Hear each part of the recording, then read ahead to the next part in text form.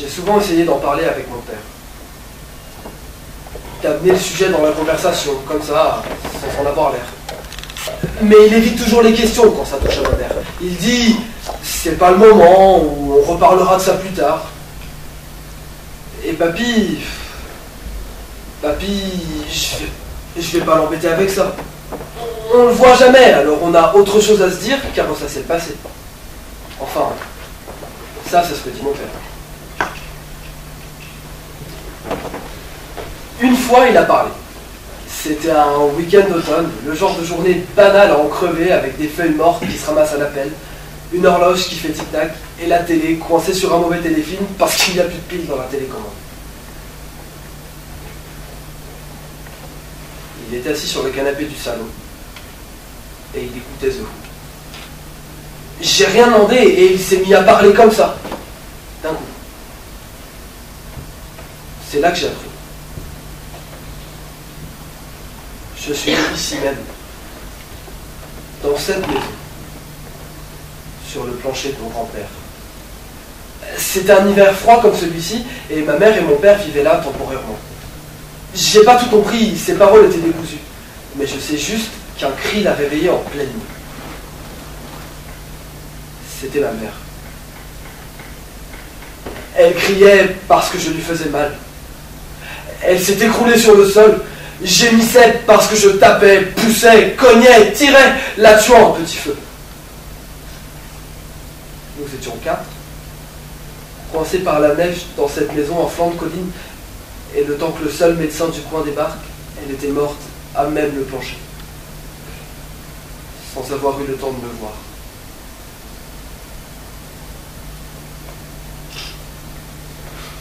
Il a dit ça avec les larmes aux yeux, et il les a effacés dans sa bouche.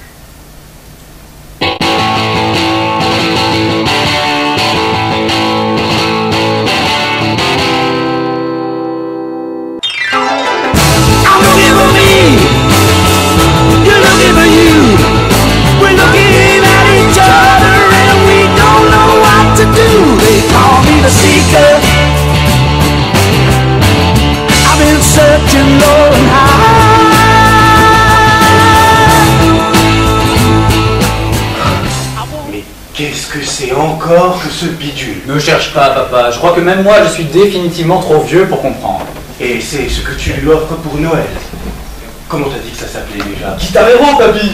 Et ça coûte si cher que ça, pour ce jouet en plastique moche. C'est vrai ça. Moi j'ai toujours pas compris pourquoi t'avais pas demandé une vraie guitare. Mais parce que j'ai pas envie de jouer de la guitare! En tout cas, ça me ferait mal de payer pour une débilité pareille. Et toi, tu m'offres quoi, papy? Ah non, hein, on a dit demain les cadeaux. Tu as déjà pu ouvrir celui-là. Allez, juste en haut! Bah, c'est vrai que ce soir ou demain. Mais non, on avait dit que quitte à être bloqué par la neige, on attendait le 25 au matin pour ouvrir les cadeaux. Si t'es pas content, t'as qu'à aller te plaindre à la météo. Moi, je veux bien lui offrir le mien, si vous voulez. Tu peux aller les chercher si ça t'ennuie bien. Allez! J'ai dit non! C'est pas possible d'avoir 17 ans et faire encore des caprices de gamin de maternelle. Tu crois trop! Oh, pauvre gosse maltraité. Tu veux un couteau à beurre pour te trancher les veines? Je préférerais que mes couverts ne servent qu'à manger, si ça ne te gêne pas. Bon, allez, viens. On va chercher les cadeaux, ça dépend ça ton père. Mais qu'est-ce que vous faites? Eh ben, on s'en engueuler la neige.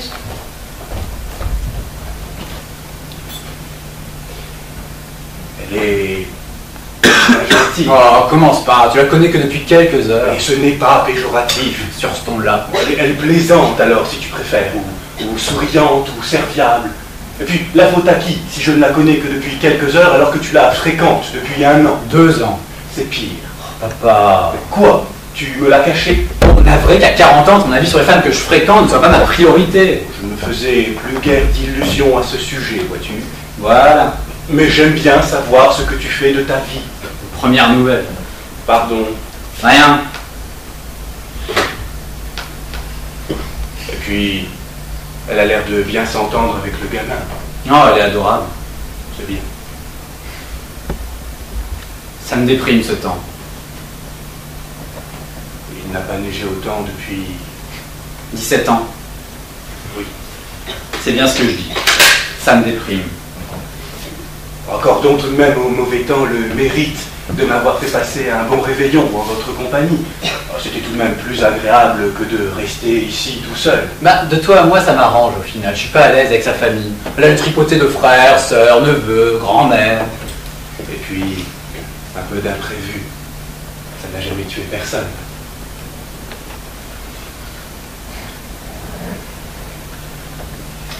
Tu écris en ce moment. Tu ne peux pas t'en empêcher, hein. Un bel instant père-fils comme ça, et toi tu te fais un devoir de le gâcher. Faudrait que tu t'y remettes. Je n'ai plus rien à écrire, vois-tu. Mais c'est des conneries, ça. Après la mort de maman, c'était pas un jour sans une ligne, puis d'un coup, plus rien. Qu'est-ce que ça change de toute façon que j'écrive ou pas? Je trouve ça con. Et alors? Moi je trouve ça con que tu perdes ton temps à vendre des disques dans un boui-boui minable. Et je n'en dis rien. Oh, tu t'es pas gêné à une époque.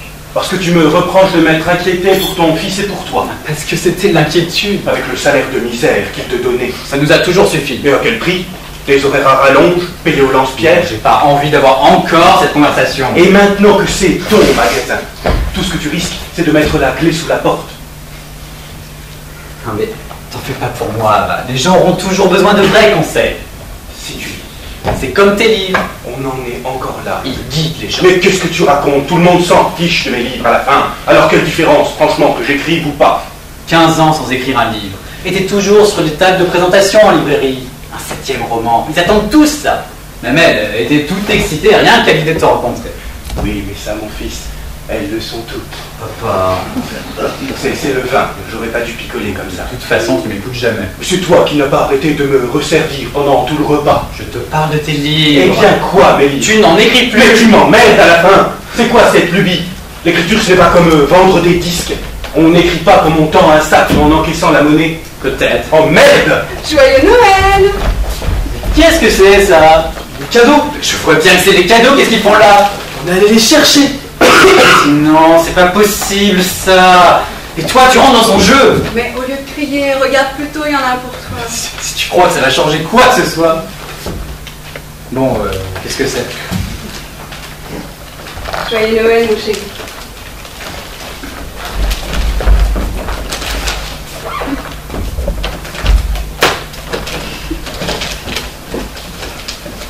Une platine?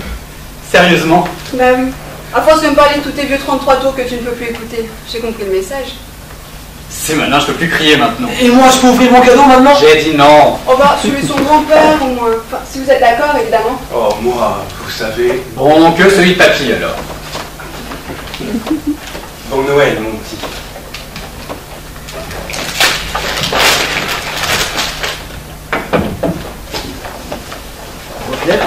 Eh bien, si tu ne dois en avoir qu'un seul, j'aime autant que ce soit celui-là.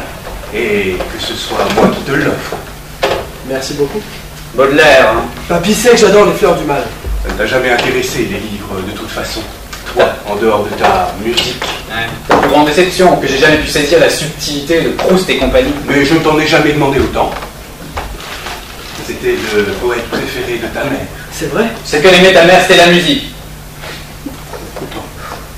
Eh bien, j'ai rempli ma part du contrat. Alors, si vous voulez bien m'excuser, je vais aller me coucher. Prenez la chambre d'amis. Il y a un lit pour deux et le canapé à déplier. J'ai sorti les draps propres. Ce sera parfait, Max. Bonne nuit. Bonne nuit, papy.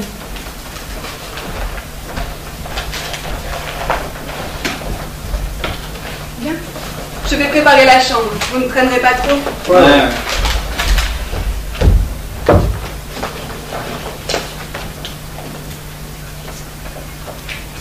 Ah, le voilà. Hein? Écoute, il est magnifique. Pouvons-nous étouffer le vieux, le long remords, qui vit, s'agite et se tortille, et se nourrit de nous comme le ver des morts, comme du chêne de la chenille? Pouvons-nous étouffer l'implacable remords?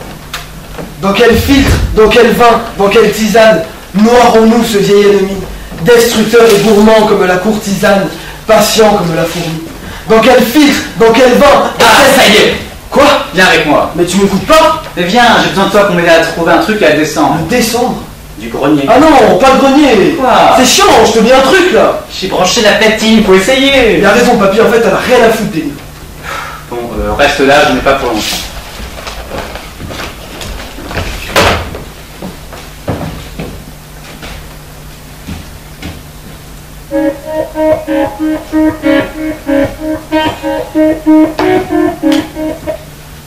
Allô? Non, je disais le cadeau de mon grand-père. Un Pléiade, celui de Baudelaire. Ouais, c'est sûr que ça change de Guitar Hero. Je sais pas, il est monté se coucher. Ça devenait un peu tendu avec mon père. Comme d'habitude, de toute façon. Mon grand-père m'a dit que ma mère l'adorait. Évidemment, Baudelaire. C'est étrange, se trouver un point commun tout à coup avec elle. Non, j'y pense pas. Pas d'habitude, mais de découvrir ça d'un coup. Ça va, t'inquiète pas. Tu sais, c'est pas comme si je l'avais connue. Enfin, justement, ça m'a rappelé que je ne savais rien d'elle. Ou plutôt pas grand-chose, et... Oui, pardon, excuse-moi. Je te laisse aller finir ton... Aïe! Et mon père revient avec un truc à me montrer, là. Bon, on se rappelle plus tard. Bon appétit. Tu peux venir me donner un coup de main, s'il te plaît? Ah ouais.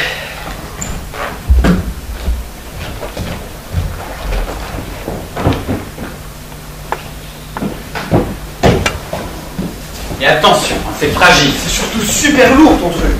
Posez là. Attention, délicatement. Voilà. C'est quoi? Ma vieille collection de disques, accumulée au cours des années 60 à 80. Ça faisait des années que j'avais pas remis le nez dedans. Et ça fait combien de disques? Oh, je sais plus, mais il y a un paquet de collecteurs. Un iPod, c'est quand même vachement mort. Petit merdeux. Oh, regarde, le premier album de Pink Floyd. Bah, viens voir. J'en avais d'autres, attends. Oh, Atom Heart Mother. Tu te souviens quand t'as été écouter celle-là? Ah oui, celui avec la vache. Oh, le meilleur morceau des Floyd. Les déplis, l'intégrale, tu as tous les albums là, tu as même l'unique live 76. Attends, je te fais écouter. Led Zeppelin? Ça me dit quelque chose. J'espère bien.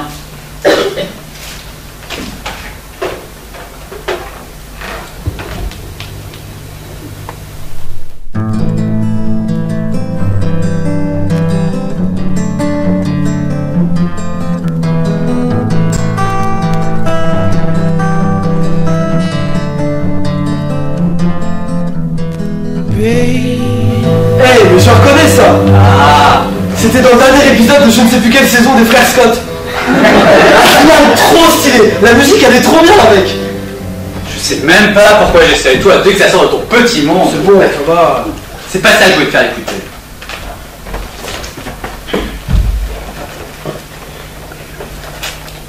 Ah, le voilà. Appetite for Destruction.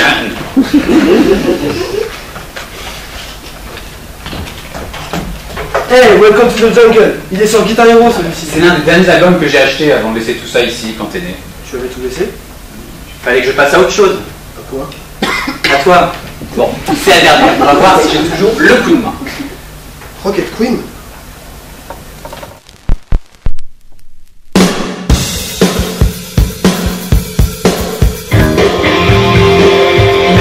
Imagine.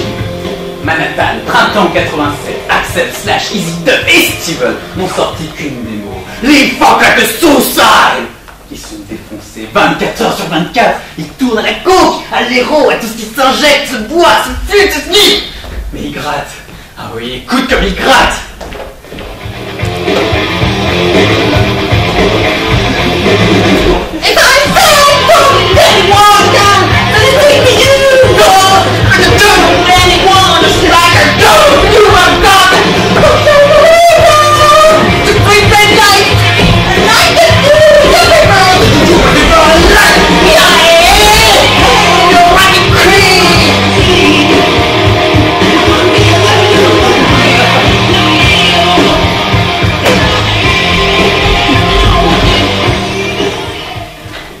Personne ne sait ce qui va se passer avec la sortie de l'album. Les 5 musiciens prennent trop pour y penser, les autres sont là pour bosser, non. C'est David Giffen qui les a fait signer, sans le coup de pied dans la fourmilière.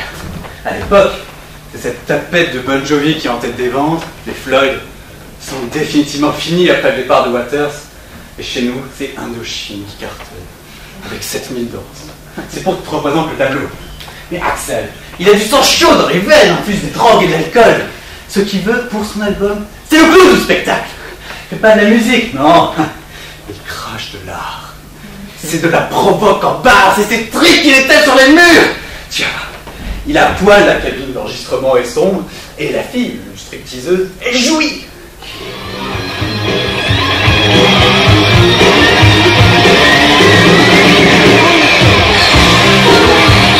Attends.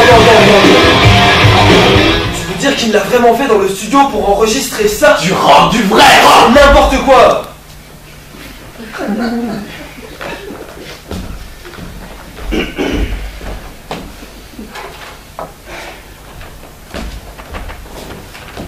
Je suis sûr que j'avais un carton avec d'autres disques, il m'en manque là. Tu veux pas aller voir? Oh, allez, ça prend que 5 minutes, ça doit être au fond, vers mon vieux lit. C'est vraiment parce que c'est Noël.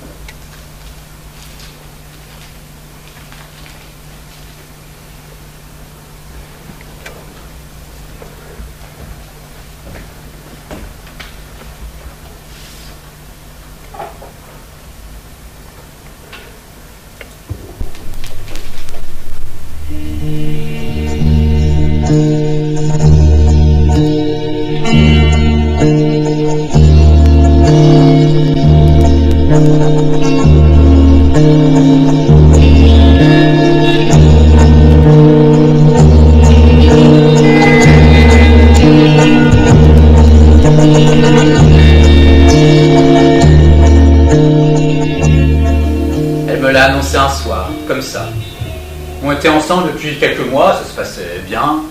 On se voyait, on sortait dans la mesure de nos moyens. Elle passait souvent chez moi le soir, dans ma chambre de bonne, pour écouter de la musique. Je lui faisais découvrir les quelques merveilles que j'avais dénichées les jours passés chez les disquaires. Et étendue sur mon lit, le menton appuyé au creux de ses mains, elle écoutait sans un bruit, hochant parfois la tête au rythme des guitares et des matraquages de batterie. Je me souviens de son petit rictus au coin quand la musique l'irritait, sa petite grimace de dégoût au visage. Je lui disais « T'aimes pas ?» Un soir que j'étais dans ma piole, à fumer sur Careful That Axe Eugene des Floyd, elle a frappé. Je m'en souviens comme si c'était hier. J'ai les chuchotements de Waters gravés à jamais dans la tête, l'orgue, lancinant, les percus. Cette musique, elle est typique du groupe, tout en progression, tout en longueur. Ça commence comme ça, super doux, puis ça monte doucement, tout doucement. Elle a frappé, je me suis levé, pétard au bec, je lui ai ouvert. Elle m'a regardé, les yeux rouges, les larmes qui coulaient sur les joues. Je lui ai demandé « Qu'est-ce qui se passe ?» Droit dans les yeux, sans trembler, sans sangloter, juste le visage trempé par les larmes. Elle a répondu « Je suis enceinte. »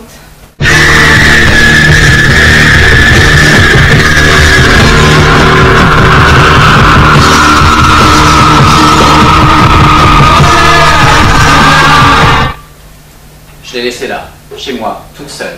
Je lui ai dit, je reviens. Où tu vas? Prendre l'air. Je voulais prendre l'air, marcher dans les rues.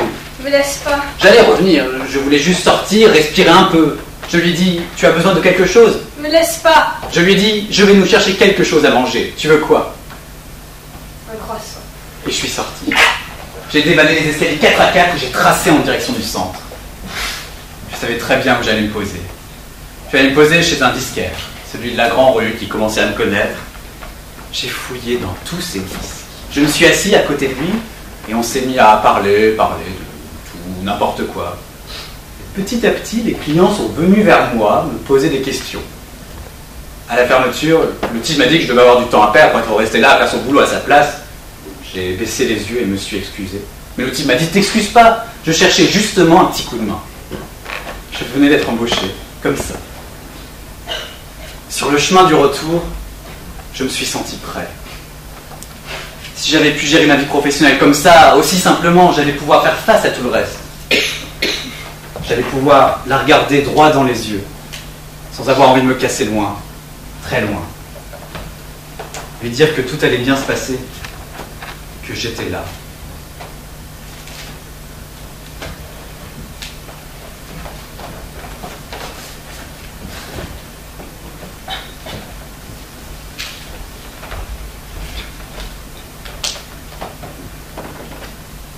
Tu J'ai retrouvé tes disques. Oui. Oui. Ça va?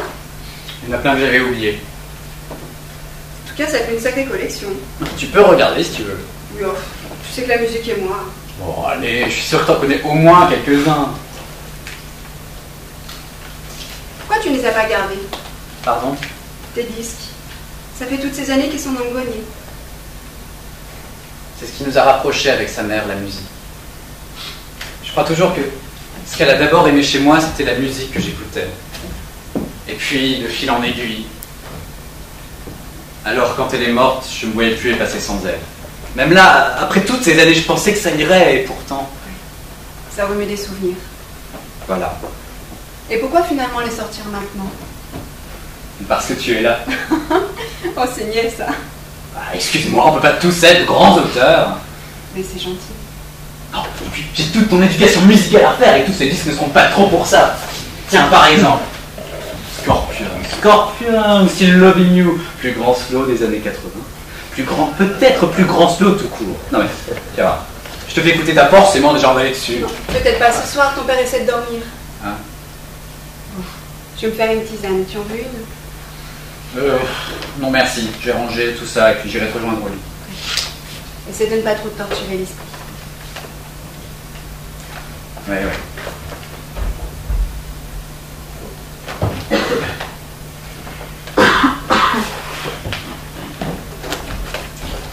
Ah, tu les as trouvés? Non. C'est pas grave, on verra ça demain. Papa, il y a des trucs de maman au grenier? J'en sais rien, ça m'étonnerait pourquoi. Non, pour rien. Scorpion, Still Loving You, mais c'est énorme. Tu connais? Ouais, j'ai vu une vidéo sur YouTube. À un moment, le mec il te dit, ce soir, j'ai les pieds qui puent. Attends, tu vas voir, c'est trop bien. Mais comment ça marche? Fais pas n'importe quoi, c'est fragile. C'est sur le refrain, je crois.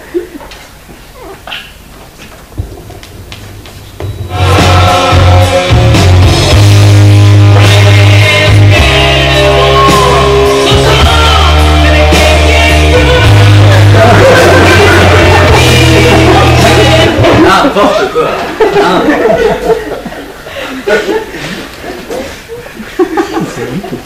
Bravo. Ça va, c'est drôle, c'est drôle. Je suis ta musique comme ça. Bon, je suis crevé. Je rangerai tout ça demain. Et te couche pas trop tard. Ouais.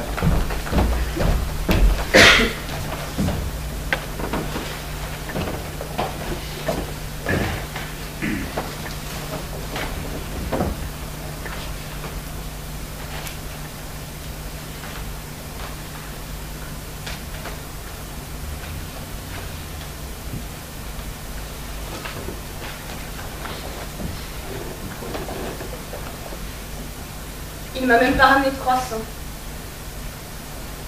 Je suis allée chez lui parce que je voulais le sentir là, simplement. Je ne voulais pas qu'il gère quoi que ce soit, ni qu'il se sente prisonnier. Je voulais le dire. L'entendre sortir de ma bouche. Pour en être sûre. Pour m'en convaincre. À ce moment-là, je voulais des bras pour me rappeler que tout était bien réel, que ce n'était pas un cauchemar, que c'était vrai. Il est resté là, bouche bée avec son joint qui se consumait coincé entre ses lèvres. Je ne lui en demandais pourtant pas beaucoup. Ses bras, simplement ses bras. Pour reprendre mon souffle, suspendre un instant le temps. C'est tout ce que je voulais. Un moment hors de tout. Loin de ça. Il n'a même pas été fichu de me l'offrir. Il m'a laissé là, toute seule.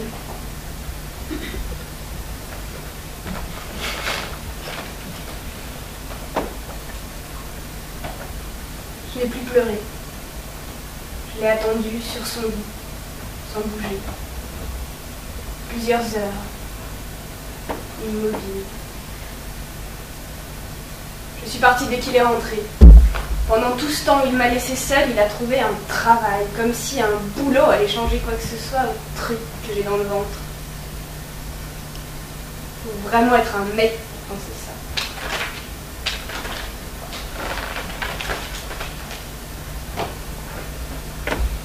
Je suis enceinte. suis enceinte.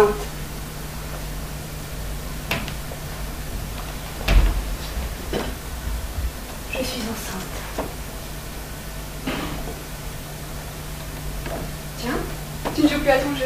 Non, je disais. Et ton père n'est plus là. Il est parti se coucher. Et toi? Je vais pas tarder, je pense. Dis, je peux te poser une question? Si c'est pour ouvrir un autre cadeau, vas-y, je dirai rien. Non, c'est pas ça. Je t'écoute. Je me demandais, est-ce qu'il t'a déjà parlé de ma mère? De ta mère? Oui, enfin, comment elle était, ce qu'elle faisait. Il t'en a déjà parlé? Pas vraiment. Ah. Je sais qu'elle était très jolie. Il paraît. Il y a des choses que tu voudrais savoir? Oui. Quoi, par exemple? Je sais pas, j'essaie de me la représenter.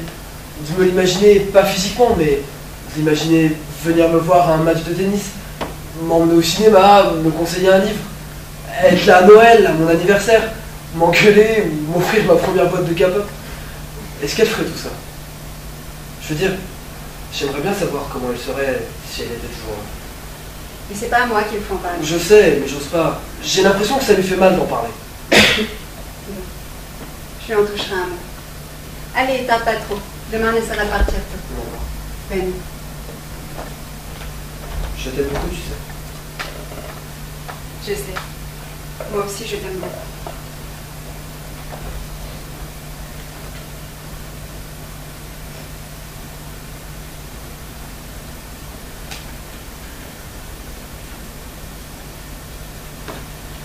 Je suis passée le voir au magasin. Maintenant, quand il m'embrasse pour me dire bonjour, il s'écarte de moi. Je lui ai fait remarquer. Il a répondu que c'était pas exprès.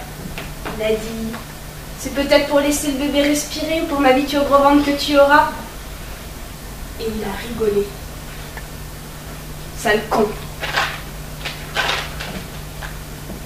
Je me suis assise sur un banc dans un parc. J'ai fumé un pétard. Je me suis allongée dans l'herbe. J'ai fermé les yeux. Le soleil brillait. Il faisait bon. Ce matin, je me suis réveillée et j'ai pleuré. Il m'a demandé ce qui n'allait pas. J'ai répondu, j'en sais rien. Il a insisté, j'ai crié, je me suis enfermée dans la salle de bain jusqu'à ce qu'il parte.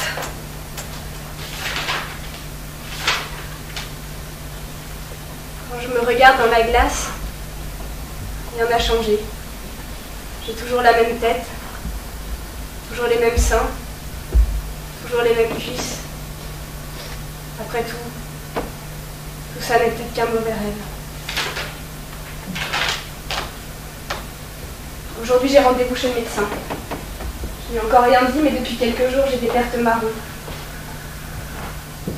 J'ai peur qu'il m'annonce que quelque chose ne va pas. Le pire, que tout va bien. Mercredi 3 juin 1987, le médecin a dit début de décollement placentaire, dangereux pour l'enfant. Je n'ai pas tout de suite compris de quoi il parlait. Dangereux pour vous aussi, il a ajouté. C'est un signe. Tout ça n'est qu'une erreur. J'aurais voulu courir, sauter, finir le travail, qu'il se décolle franchement. Je suis rentrée m'allonger.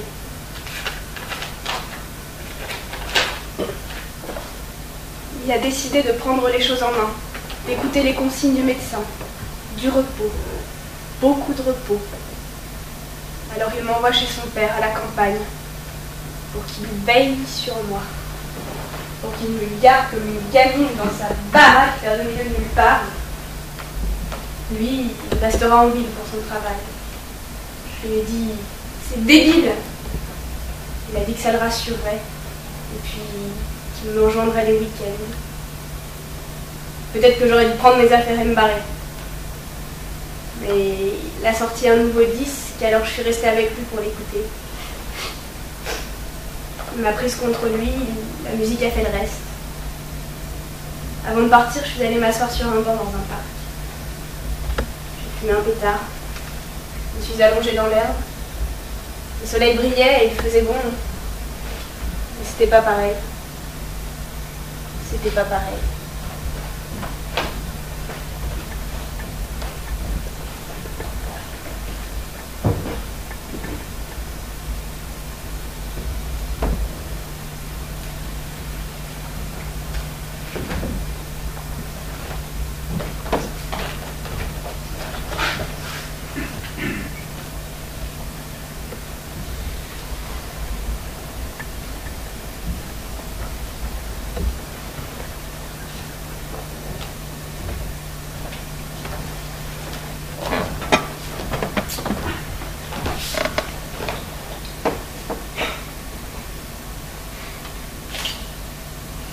C'était moi qui la torturais ce soir-là.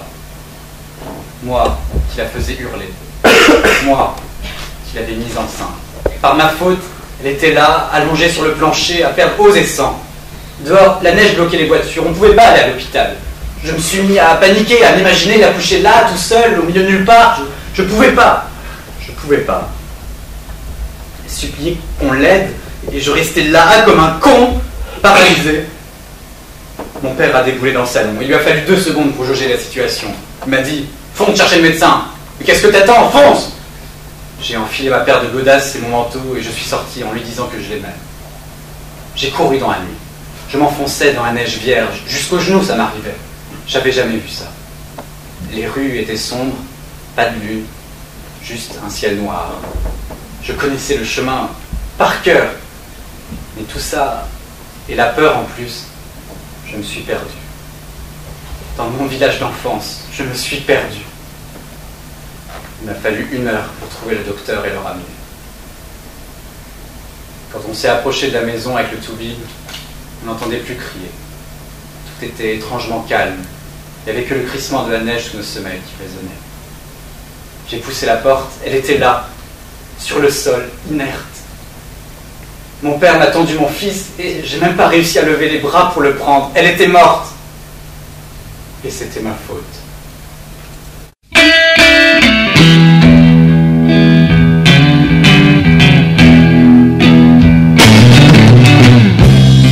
Hey Joe,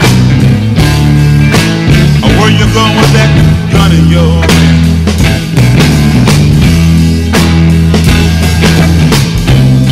Hey Joe, I said where you going with that gun in your hand?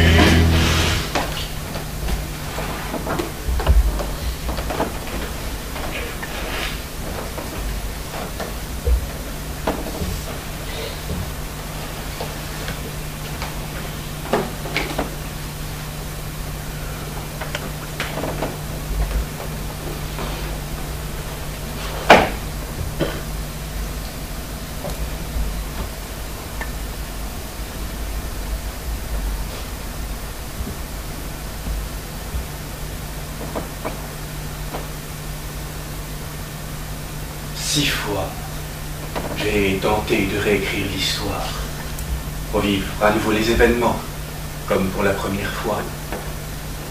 Et au fil du récit, cette évidence qui me frappait. L'histoire ne se réécrit pas. Peut-on encore qualifier d'erreur ce qui nous apparaît 10, 15, 20 ans après, comme inévitable? Lorsque ma femme est morte, j'ai voulu expier ce que d'autres appelleraient mes fautes. Alors j'ai noirci des pages pour changer la vie qu'elle avait vécue à mes côtés. Mais même dans l'écriture, je n'y arrive pas. Je l'ai trompée jusque dans sa tombe, jusque dans un livre, une histoire écrite de toutes pièces, qui n'était finalement que le pâle reflet de sa vie. J'ai écrit 6 livres, et à chaque fois, inlassablement, je me prenais la vérité en plein visage. Si tout était à refaire, je referais tout. Et pendant 17 ans, j'ai écrit et écrit à nouveau cette nuit-là. J'ai noirci du papier, froissé du brouillon, jeté des chapitres entiers, revivre les événements, comprendre quand ça aurait pu être différent, comment ça aurait pu être différent.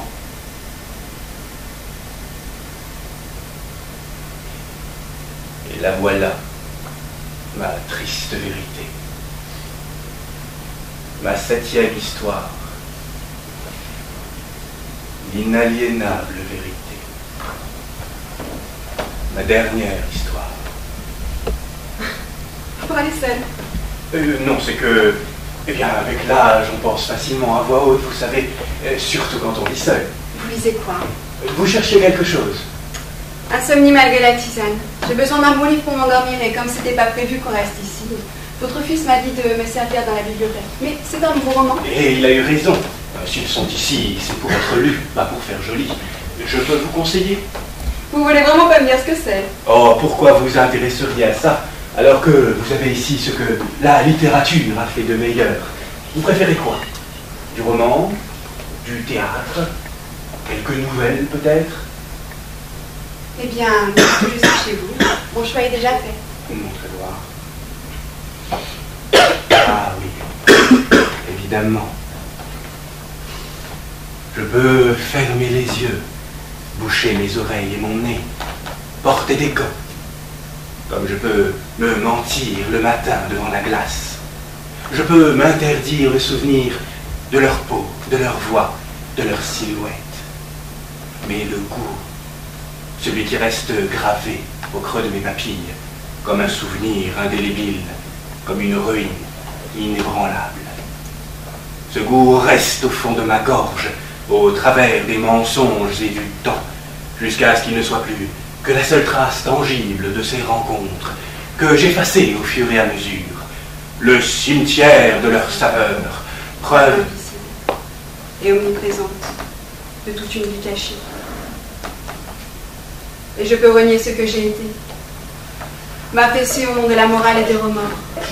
Je peux implorer, je peux supplier pour qu'on m'excuse, regretter de toutes mes forces et à voix haute. Peu importe. Le pardon n'efface pas le goût du reste. parce que vous m'avez appris par cœur. Non, mais ça marche. C'est ridicule. Je ne trouve pas. Ridicule comme un premier roman. Vous avez lu les autres? Oui. Vous avez du courage. Et vous n'avez toujours pas répondu. À quelle question? C'est un manuscrit à vous. Vous n'abandonnez jamais, n'est-ce pas? Votre fils dit que je suis une chieuse. Ah, mais il lui arrive d'avoir raison. Moi, je dirais pas ça quand même. Et vous diriez quoi? Que j'aime arriver à mes fins. Oui, précisément, c'est ce que j'appelle une chieuse. J'aimerais savoir ce que c'est. C'est un roman. De vous? De moi. À nouveau? Oui. Vous voulez le lire? Vous êtes sérieux? Pourquoi pas?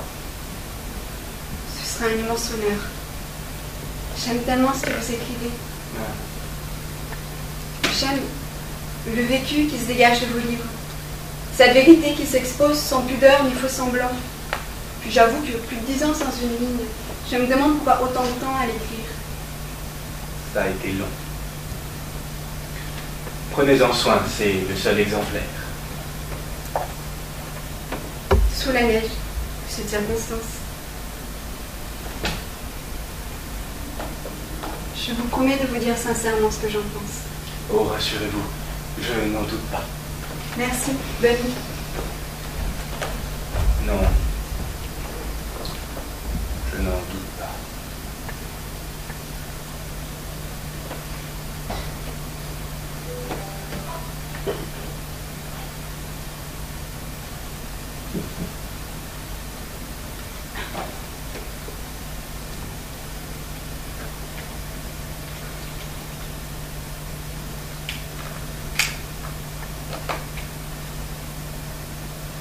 Papy? Oui. Ouah, tu as un pistolet? Ça, non, rassure-toi, ce n'est rien, c'est une vieille relique que j'ai mastiquée de temps en temps, mais je ne m'en sers plus. Je vais les reprendre, ton cadeau. Il t'a fait plaisir. Ah oui, j'adore Baudelaire. Je sais, oui. Comme ta mère. Tu m'as dit. Je me souviens, la première fois qu'elle est venue pour s'installer ici, elle est restée 1 heure devant cette bibliothèque. Et puis, elle a pris les fleurs du mal, s'est assise dans ce fauteuil et l'a lu. Elle n'a pas dit un mot, rien. Elle l'a pris, s'est assise, l'a lu. C'est plus très important tout ça. Si, justement. Elle est restée longtemps ici, non? Plusieurs mois, elle avait un problème de santé. Et ton père voulait que je veille sur elle. Et elle aimait quoi? Je veux dire, à part Baudelaire. Écoute, ce n'est plus vraiment l'heure pour parler de tout ça. Et parle-en à ton père, il est sans doute mieux placé que moi pour te répondre. Mais tu dois bien savoir des choses si vous avez vécu ici tous les deux. Écoute, je ne sais pas quoi te dire. Mais elle faisait quoi de ces journées? Elle traînait. Elle lisait. Elle sortait dans le jardin quand il faisait beau. Oh, tu sais, Moi, j'étais dans mon bureau, j'écrivais. Oui, mais vous voyez quand même, non? Oui, évidemment. Et Quoi? Et? de quoi elle te parlait? Mais de tout, de rien, je ne sais pas. Écoute, si tu as une question, pose-la moi, je te répondrai. Mais je suis trop fatigué pour que je me devine. Est-ce qu'elle te parlait de moi? Non. Ah. Je te l'ai dit, tu devrais parler à ton père. Je n'ai sans doute pas les réponses que tu cherches.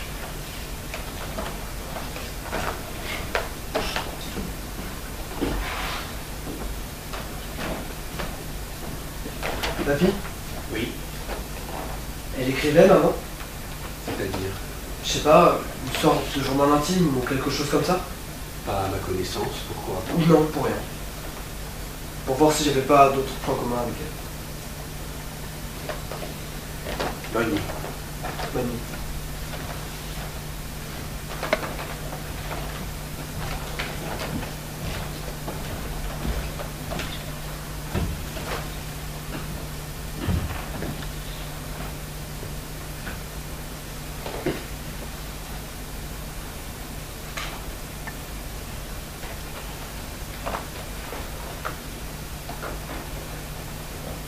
Rappelez-vous l'objet que nous vîmes, mon âme, ce beau matin d'été si doux.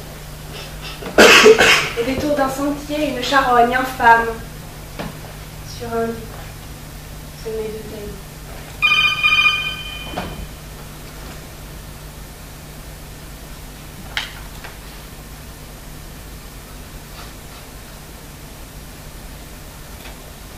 Allô?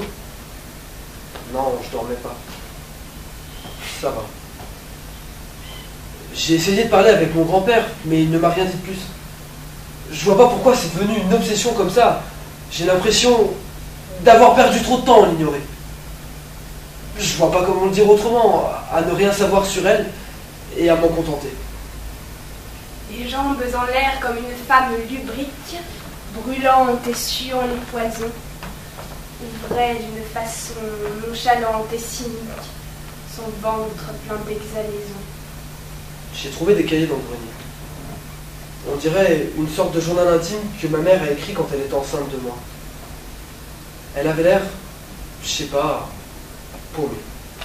Ouvrait d'une façon nonchalante et cynique son ventre plein d'exhalaisons. Je crois qu'elle n'avait pas vraiment envie d'être enceinte. Ouais, pardon. Va ouvrir tes cadeaux. Joyeux Noël.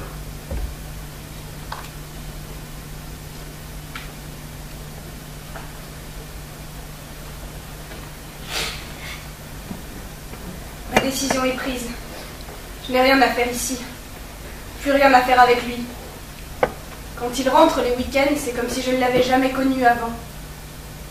Son air niais quand il parle de nous, de lui. Ou elle, il rajoute en riant connement. Il n'y a que quand il ramène de la musique à écouter que j'aime encore être avec lui. L'autre jour, il est arrivé avec un vieux Bowie. Il était fier de sa trouvaille. Il m'a à peine dit bonjour. Il m'a prise par la main, m'a entraînée dans la chambre. Il a allumé la platine. On s'est posé sur le lit et il s'est mis à raconter pendant que la musique jouait. Il avait les yeux qui brillaient, ça s'allumait dans sa tête. Et il racontait. C'était l'histoire de l'annonce de la fin du monde.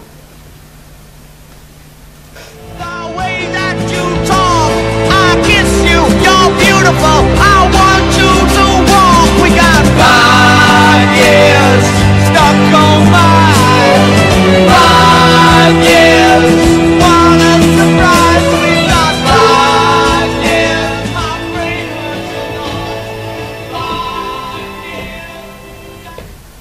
Et puis, les dernières notes sont arrivées. Il s'est tourné vers moi et il a dit en caressant mon ventre.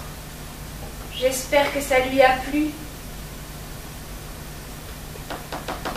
Je ne veux pas de son enfant. Je ne veux plus de lui non plus. You're beautiful. I want you to walk. We got 5 years stuck on mine. Qu'est-ce que c'est que ce boucan ? Pardon, je voulais écouter une musique. Ben, j'espère que tu ne les as pas réveillés. J'ai essayé de parler à papy. Ça t'a aidé? Pas vraiment, non. À croire que ni l'un ni l'autre ne veulent m'en parler. Qu'est-ce que tu racontes? Dès que je parle de ma mère, on m'envoie chier. Mais non, mais c'est pour toi qu'ils font ça. Quoi pour moi? C'est leur façon de te préserver. Tu parles, c'est eux qui te protègent, pas moi.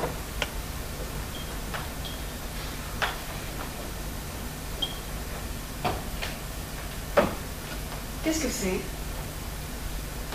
Des cahiers que j'ai trouvés dans le grenier. Ma mère les a écrits quand elle était ici. Je sais pas si c'est une bonne idée que tu lis ça. T'en as parlé à ton père? Tu vas pas t'y mettre toi non plus. Bon, qu'est-ce qui se passe là? Rien. Rien, je lui disais d'aller se coucher.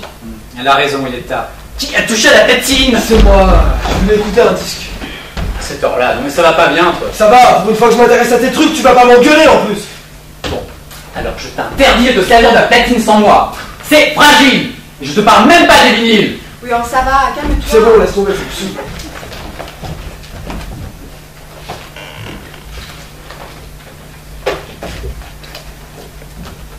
Et toi, tu ne dors toujours pas? Les insomnies, toujours elle. Tu viendras te coucher quand même. Je vais lire encore un peu ici, je voudrais pas vous gêner avec la lumière. C'est quoi? C'est... Un manuscrit. C'est mon père qui t'a donné ça. Oui. Ben, il doit vraiment t'aimer. Moi, il m'a jamais laissé en toucher un seul. C'est lequel? Sous la neige. Sous la neige. Son nouveau roman, je crois. Tu veux dire un livre qu'il n'a jamais publié? Il vient de finir de l'écrire, si j'ai bien compris, et il me demande mon avis. Lui qui me soutenait tout à l'heure qu'il n'écrivait plus une ligne depuis des années.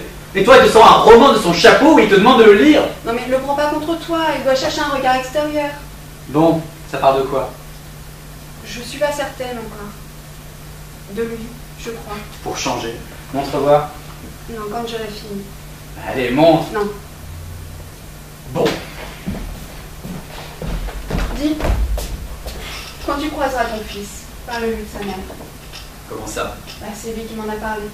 De quoi? De sa mère? Ah oui, il aimerait savoir. De savoir quoi? Qui elle était. Elle est morte en l'accouchant, qu'est-ce qu'il y a à savoir de plus? C'est comme si elle avait jamais existé pour lui. Non mais attends, c'est pas si simple. Bah ça l'est pour moi.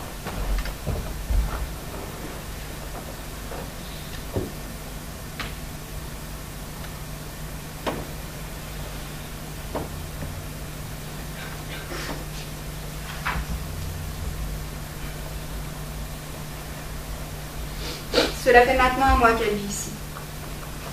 Un mois que je la vois se lever le matin, prendre son petit déjeuner sur une chaise de jardin en bois. Un bol de lait chaud, c'est tout ce qu'elle boit. Au début, j'ai insisté. Je lui disais, il faut manger. Je lui préparais du pain, des confitures, des œufs brouillés. Elle forçait un sourire et hochait la tête en se servant son bol. Je lui disais, si tu ne le fais pas pour toi, fais-le pour la santé de ton bébé. Son visage se fermait. Elle ne répondait rien et allait boire son lait au soleil. Chaque jour, c'était le même rituel. Parfois, elle passait sa journée allongée dans le jardin, sans bouger, sans rien faire. Parfois, elle dévorait jusque 4 livres d'un coup. Lorsqu'il était ici, ils restaient le plus souvent enfermés ensemble dans la chambre. Lui descendait préparer les repas. Il les lui amenait sur un plateau qui revenait intact la plupart du temps. Je lui disais, elle n'a rien voulu.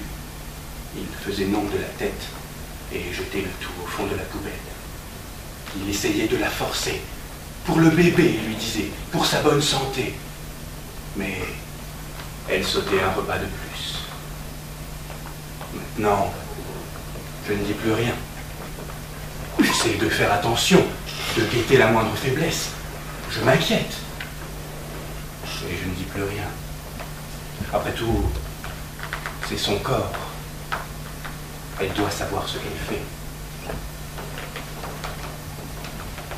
Mais aujourd'hui, elle ne s'est pas levée.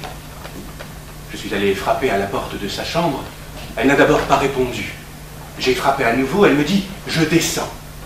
Alors je suis dans la cuisine, un bol de lait prêt, et je l'attends. Tout à coup, j'entends sa porte qui claque. Le plancher de l'étage craque sous ses pas. Elle paraît pressée.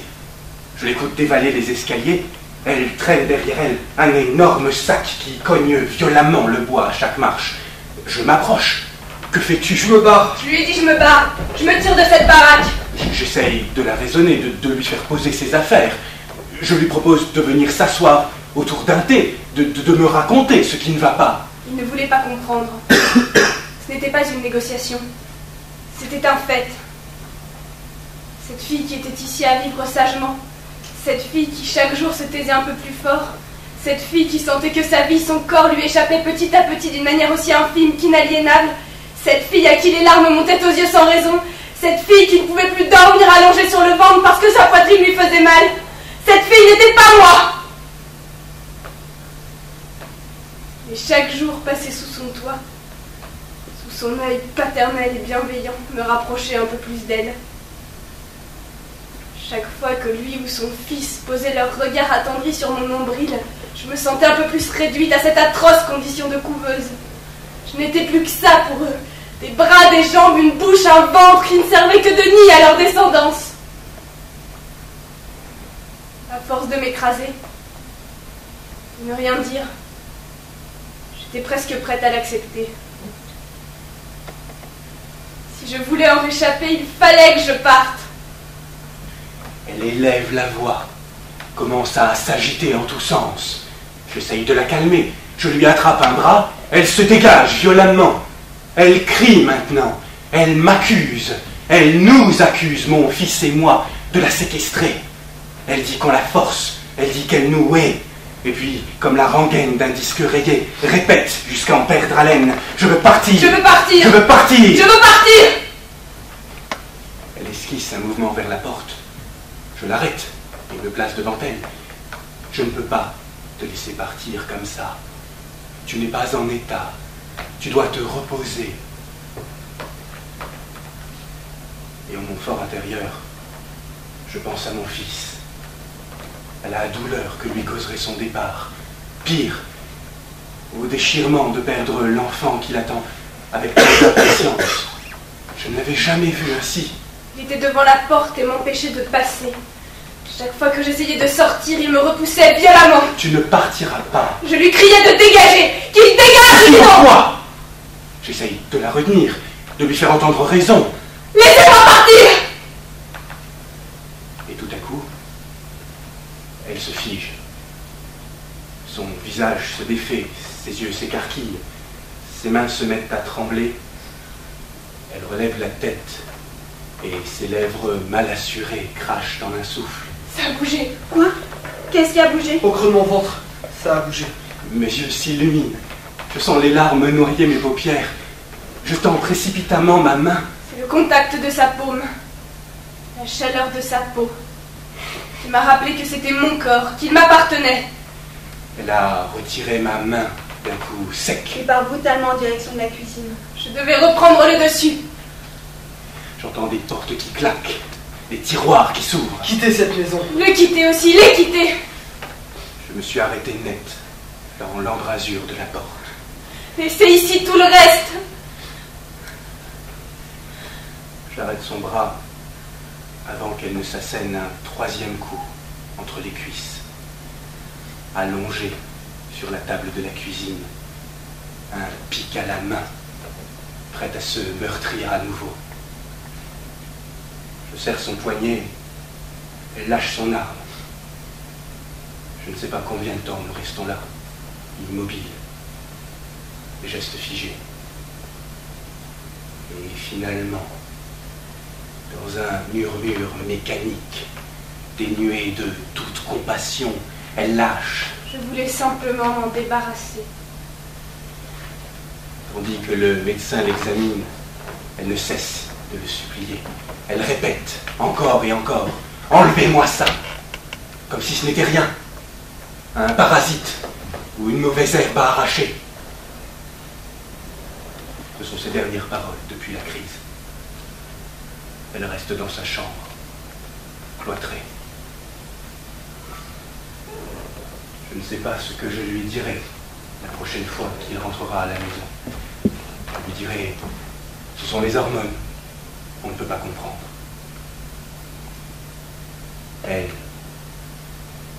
Elle ne dira rien. Je le sais. Je le vois dans ses yeux et dans les pilules prescrites.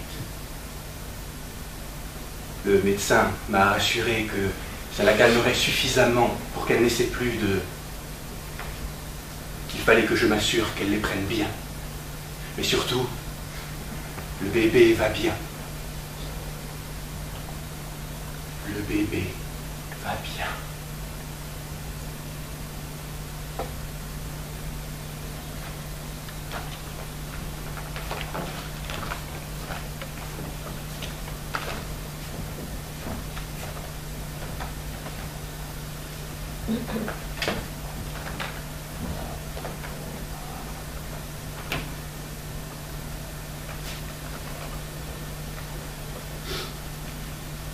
Tu crois que c'est vrai tout ça?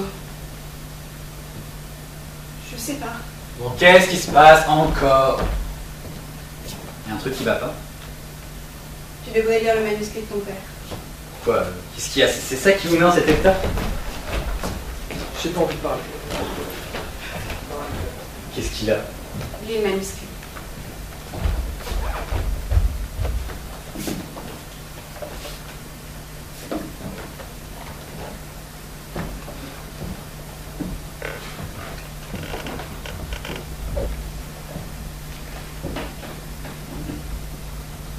Tout ça ne durera qu'un temps. Rien qu'un temps. Mais qu'à fermer les yeux et attendre. Berner. Élever un peu et regarder cette femme allongée attendre la fin. La voir compter les jours, les heures, les mois. Laisser le temps sculpter sa silhouette lourde. Laisser sa chair l'emprisonner. Et attendre de pouvoir faire comme si rien ne s'était passé. En dormant nonchalamment à l'ombre de ses sangs.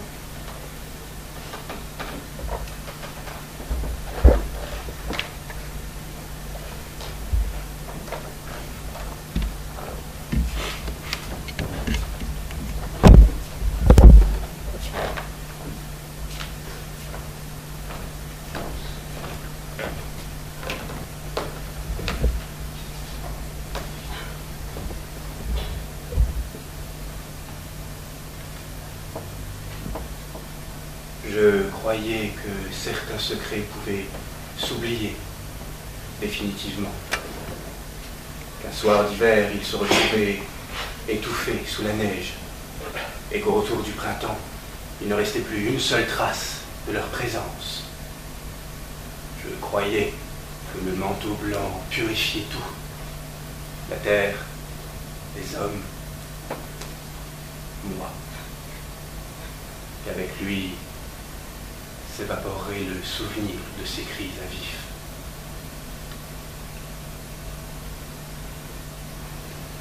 Elle est là, à même le plancher, hurlant de douleur et de haine. Je la vois dans ses yeux, cette colère qu'elle vomissait dans son cahier. Je l'entends dans ses plaintes, cette folie, ce déni absolu de la vie qu'elle porte, ce dégoût égoïste. Mais je ne pense qu'à lui, qu'à ce petit-fils qui ne demande qu'à naître, qui n'attend qu'une bouffée d'air, une seule, pour vivre. Je fais chauffer de l'eau dans une bassine, avec un linge propre dedans, et je la couche, comme ça, à même le plancher. Quel choix avais-je?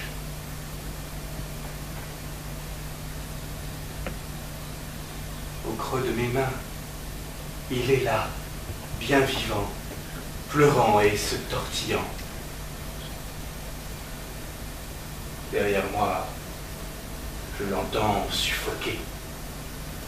Son râle, rauque et douloureux, râpe mes oreilles. Montrez-le-moi, elle gémit. Laissez-moi voir mon fils, elle supplie. Je me tourne vers elle, en prenant soin de bien serrer l'enfant contre moi. Elle gît sur le sol, misérable, meurtrie.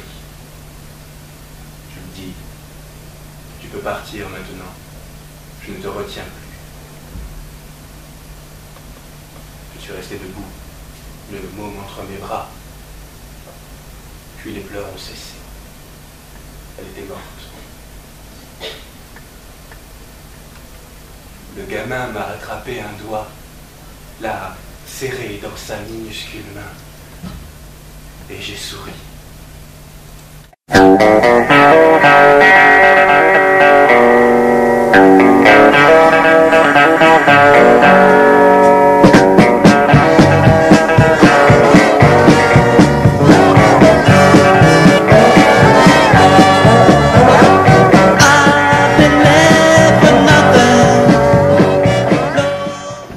Qu'est-ce que c'est que cette merde? Qu'est-ce que c'est? Elle te l'a montré. Réponds-moi. Je le sais bien, pourtant, qu'il ne faut jamais faire confiance à une femme. Réponds-moi. Qu'est-ce que tu veux que je te dise? Tout ce que tu as Tu veux écrit sur savoir si c'est vrai? Je n'écris que ce que je connais. Qu'est-ce que tu lui as fait? Qu'est-ce que tu dis? Qu'est-ce que tu lui as fait? Touche fort, je n'entends Qu'est-ce rien. que tu lui as fait? Voilà! Tu Impose-toi! l'as torturée. Tu l'as amenée chez moi pour que je prenne soin d'elle. C'est exactement ce que j'ai fait. Je l'ai soignée. J'ai veillé sur elle et sur ton fils. Tu appelles ça la soigner? Je l'ai fait malgré elle. Et tu ne m'en as jamais rien dit. Et qu'y avait-il à te dire? Tu ne voulais peut-être pas être enceinte. J'aurais dû le savoir, j'aurais pu le comprendre, j'aurais pu l'aider. Il n'y avait que ton fils qui comptait, et elle n'en voulait pas. Tu te trompes. Tu n'étais pas là, tu ne la voyais pas. Moi, je la voyais, tous les jours s'enfermer un peu plus, et nourrir sa haine contre l'enfant qu'elle portait. C'est dans ta tête, ça, c'est ton histoire, ce que tu as inventé pour ton livre. C'est pas ce qui s'est passé. Elle n'était pas comme ça, tu sais rien d'elle, de ce qu'elle pensait. C'est des preuves que tu veux? Voilà. Voilà qui elle était. L'amour de ta vie. La mère de ton fils. Qu'est-ce que c'est? Je l'ai trouvée un jour dans sa chambre. Lis. Le temps s'écoule lentement. Les jours se ressemblent. Il passe son temps allongé. Elle mange ce qu'il lui apporte. Moi, je ne mangeais rien. Mais elle, résignée, engloutit ses repas. Je l'ai maintenue en vie. Quand il revient les week-ends, il se couche à côté d'elle. Elle ne le regarde pas. Elle se laisse toucher. Pas parce qu'elle a envie, non, les mains dans son dos la répugnent. Elle n'a simplement pas la force. Et puis, elle ne les sent pas vraiment, ses mains, finalement. J'en ai déjà si loin. Je l'ai protégée. Dans son ventre, ça s'agite de plus en plus, ça grossit de plus en plus, ça l'agresse, la frappe de dedans. Je l'ai retenue. Moi, je compte les jours. J'attends qu'elle l'expulse pour pouvoir reprendre ma place, partir loin d'ici et tout oublier. J'ai sauvé ton fils. Je ne sais pas où tout a commencé. À quel moment j'aurais pu m'éviter ça? Quand j'aurais pu leur échapper? Peut-être que c'était trop tard dès le début. Je ne sais pas. J'aurais seulement voulu que rien de tout ça ne soit jamais arrivé. Qu'est-ce que j'ai fait? Rien, c'est elle qui s'est infligé ça. Je voulais prendre soin d'elle. Et tu as fait ce qu'il fallait. Je l'ai condamnée. C'est vraiment ce que tu crois. C'est toi qui l'as tuée. Oui, tu l'as tuée. Et avant qu'elle meure, ta putain de baraque. Et même là, tu n'as rien fait. Tu as juste regardé crever comme si elle était rien. C'est ce que tu crois? Vas-y, rends-lui justice. Qu'est-ce que tu fais? Tu penses que je suis un assassin? Arrête ça. Prends-le, tire! Arrête. Venge-la! Voilà. C'est peut-être ça la vérité. Il n'y avait aucune alternative. Tu étais là. Tu l'as lu. Qu'est-ce que tu voudrais faire croire, ça? Et comme à chaque fois t'en as fait un bouquin, comme à chaque fois la culpabilité allait déborder sur le papier, et basta, on n'en parle Je plus. ne sais pas de quoi tu parles. Qui tu me prends? Tu crois que je sais pas pourquoi tu écris? Tu crois que j'ai pas lu tes bouquins? Tu crois que je suis trop stupide pour pas y avoir vu tes pathétiques plaidoyers? Ça n'est pas ce que tu crois. Tes misérables tentatives pour justifier tout ce que tu as toujours fait de travers. Tu voudrais que je croie en cet homme parfait que tu écris histoire après histoire? Regarde la vérité en face. Tu voudrais qu'on t'admire pour m'avoir donné un fils pour ta grandeur d'âme? Ta plus grande fierté, hein. Avoir fait de moi un homme, un père dont tu puisses être fier. Et en réalité, tu vaux pas mieux que les autres.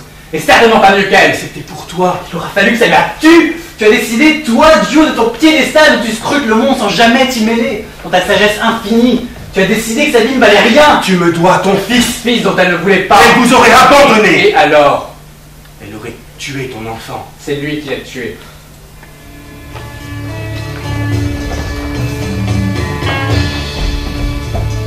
Father, yes, son, I want to kill you.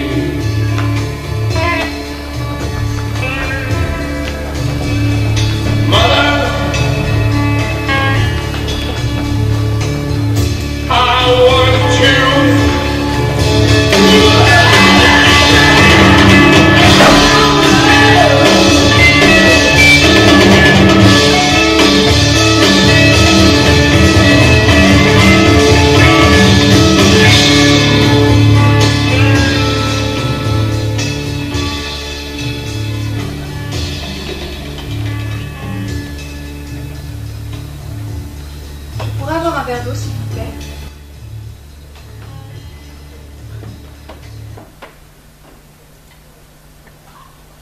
J'ai jamais vraiment aimé les réunions de famille. C'est toujours les mêmes histoires. D'abord on fait semblant d'être content de se voir et puis, en moins de temps qu'il n'en faut pour le dire, les bassesses et les vieilles rancœurs rejaillissent.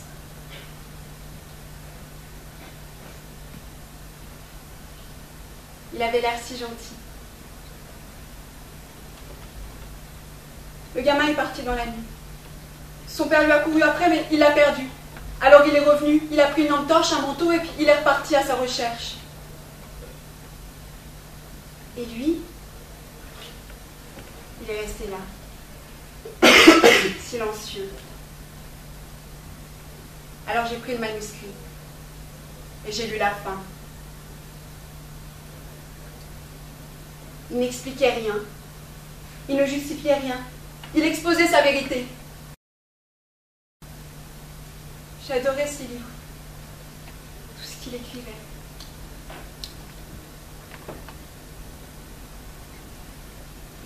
Je l'aime tellement. Et de le voir comme ça, de voir son passé, ses souvenirs voler en éclats, de voir le môme aussi mal. Et lui, la cause de toute cette douleur, de toute cette haine, il est resté là, silencieux, comme si rien de tout cela ne le touchait.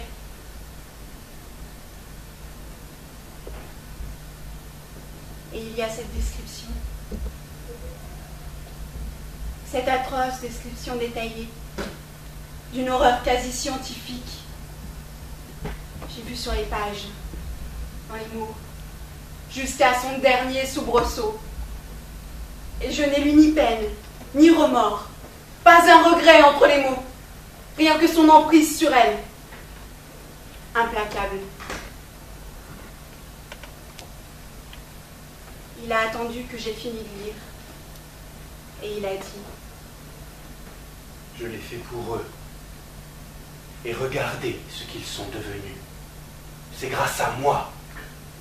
Il m'a fallu 17 ans d'écriture et de réécriture pour le comprendre, pour l'accepter. Rien n'arrive par hasard. Quelle était sa seule justification? Qu'il n'avait pas le choix? Je me suis mise à crier ma haine pour ce qu'il était. Je pensais que vous auriez compris. Il y avait cette suffisance dans ses yeux. La satisfaction d'un être qui se sait supérieur en tout point aux autres et dont personne ne saurait comprendre le dessein. Peu importe les autres. Le mal qu'il pouvait faire, il ne regrettait rien. J'ai pris le revolver sur la table.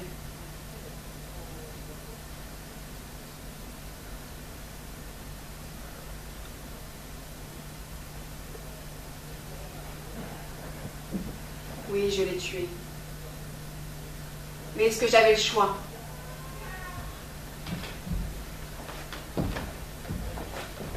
avez retrouvé le manuscrit. Prenez-en soin. C'est son chef-d'œuvre.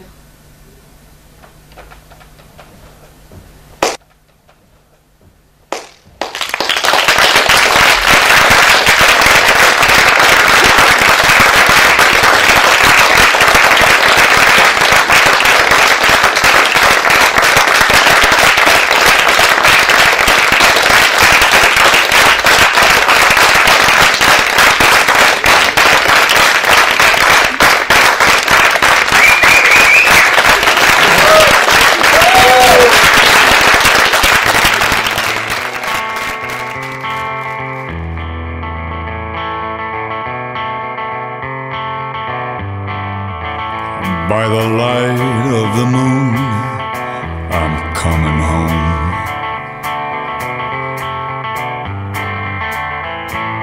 Howling all the way, I'm coming home.